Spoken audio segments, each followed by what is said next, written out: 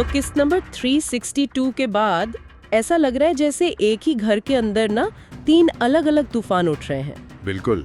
एक तरफ यास्मीन है जो अपने ही दिल से लड़ रही है, दूसरी तरफ फुरात है जो अपने ज़मीर के बोझ तले मतलब बिल्कुल दब गया है।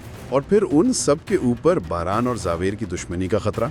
जी, वैसे आपने कहा तो सही कि 3 अलग तूफान हैं, लेकिन मैं समझती हूँ कि ये तीनों ना एक ही बड़े तूफान के मुख्तलिफ पहलू हैं। अच्छा, वो कैसे?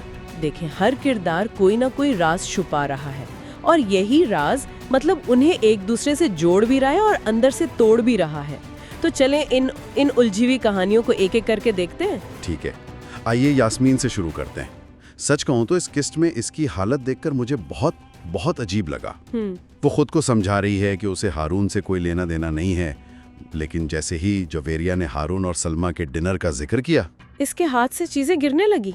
जी बिल्कुल। ये बोझ उसे जल्द या बदेर तोड़ देगा। और यही अंदरूनी कमजोरी खानदान को बैरूनी खतरों के सामने मजीद गैर महफूज बना देती है, जिसमें सबसे बड़ा खतरा है जवाहिर। जी, जैसे ही इसके वकील का फोन आया, बारान का पारा चढ़ गया।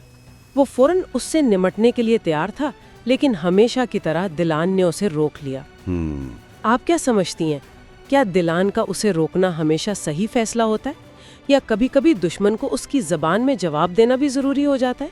ये एक बहुत बहुत दिलचस्प सवाल है।